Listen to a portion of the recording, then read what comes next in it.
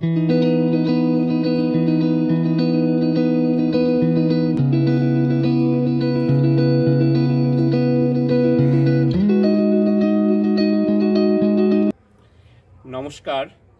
শুভমম চ্যানেলে আপনাদের সবাইকে আরও একবার স্বাগত।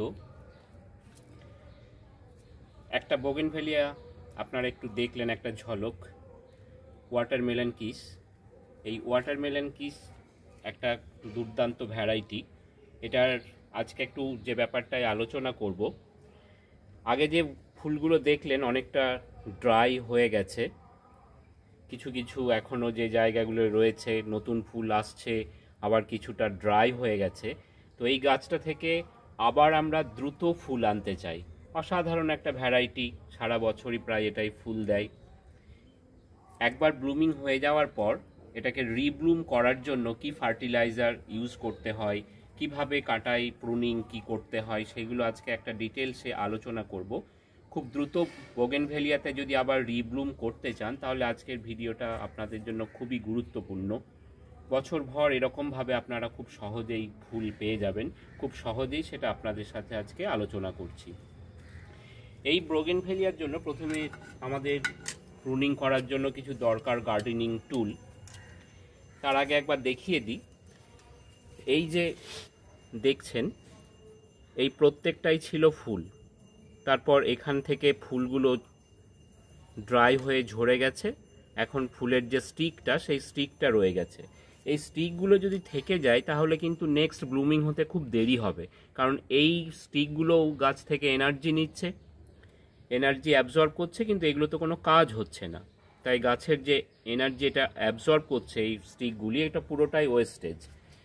এই স্টিকগুলোকে দ্রুত কেটে একটু সফট প্রুনিং করলে আবার এখান থেকে মাল্টিপল ব্রাঞ্চ গ্রো করবে এবং খুব দ্রুত গাছটি আবার ফুলে ভরে যাবে। তার সাথে তখন কিছু দরকার, কিছুটা ফার্টিলাইজার, সেটাও আপনাদের সাথে দেখাবো। তাহলে আজকে একটু দেখাই যে কিভাবে এগুলোর প্রুনিং করবেন। এই যে স্টিকটা ছিল, এই স্টিকটার পুরোটাই এগুলি কেটে দিতে হবে। একটা স্টিকও যেন এগুলো না থাকে। স্টিক থাকলে এরা গাছ থেকে পুরো খাবার যে ফার্টিলাইজার আমরা দিচ্ছি পুরোটাই তারা নেবে, কিন্তু এখান থেকে কোনো ফ্লাওয়ারিং তো হবেই না, নতুন ব্রাঞ্চও গ্রো করবে না। এই পুরোটাকেই আমরা আজকে এইরকম করে প্রুন করে দেব। প্রুন করতে করতে দেখবেন এটা ফার্টিলাইজ করলে কয়েক সপ্তাহের মধ্যেই, 2 সপ্তাহের মধ্যেই গাছটিতে আবার প্রচুর ফুল এসে যাবে। এই প্রুন করাটা গাছের জন্য খুবই গুরুত্বপূর্ণ, যেটাকে বলা হয় ডেড হেডিং।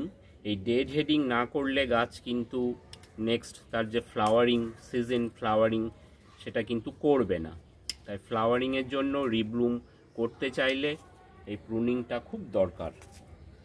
এই বিষয়ে তখন হয়তো আপনাদের মনে হতে পারে যে কয়েকটা ফুল এখনও ভালো আছে, এগুলোকে কাটলে গাছটা ফাঁকা হয়ে যাবে, কিন্তু সেটুকু আপনাদেরকে একটু স্যাক্রিফাইস করতেই হবে নেক্সট রিব্লুমের জন্য। আমি কেটে দিচ্ছি এগুলো সবই, যেগুলো ডেড হয়ে গেছে যে ফ্লাওয়ারগুলো।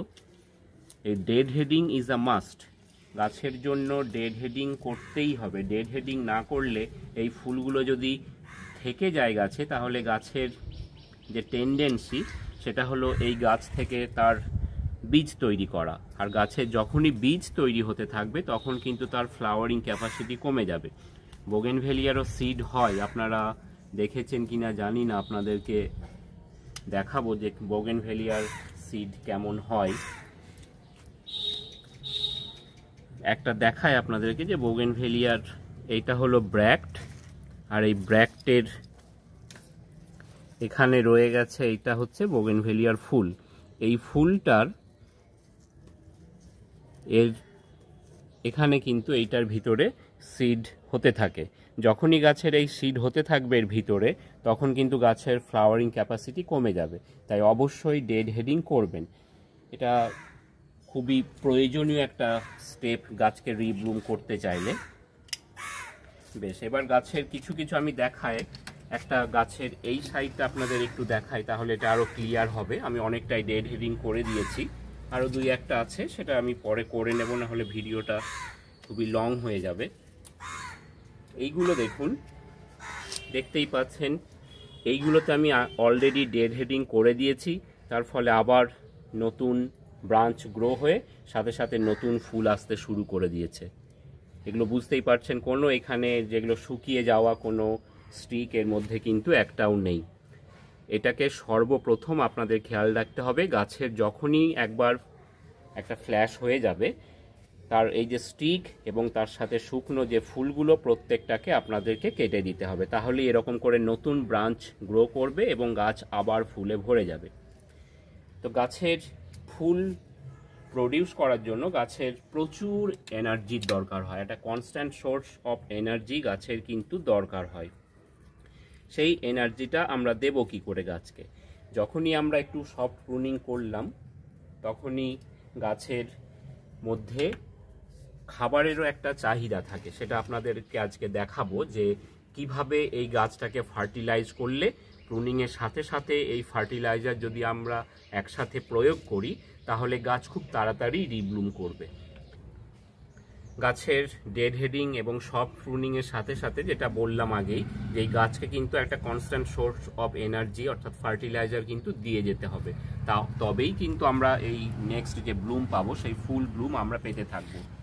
আজকের এই একটা ডেড হেডিং নিয়ে আলোচনা করলাম, এটা পরবর্তী আর একটা ভিডিওতে আলোচনা করব যে গাছকে রিব্লুম করতে চাইলে, খুব দ্রুত ফুল পেতে চাইলে গাছে কিভাবে ফার্টিলাইজার আমরা প্রয়োগ করব, কিভাবে গাছকে ফার্টিলাইজ করব, সেটা নেক্সট ভিডিওতে আপনাদের সাথে আবার আলোচনা করব। আজকের এই ওয়াটারমেলন কিস সম্পর্কে একটু দেখালাম ডেড হেডিং, পরবর্তী ক্ষেত্রে এটার গাছ ফুল ব্লুমিং হলে আবার আপনাদের সাথেই ভিডিও নিয়ে আসবো। আজকের মতো এই ভিডিওটা এখানেই শেষ করছি। শুভমম চ্যানেলে আপনাদের দেখার জন্য আপনাদেরকে ধন্যবাদ। আমাদের সাথে থাকবেন, শুভমম চ্যানেলটিকে সাবস্ক্রাইব করবেন। নমস্কার, আরও একবার ধন্যবাদ।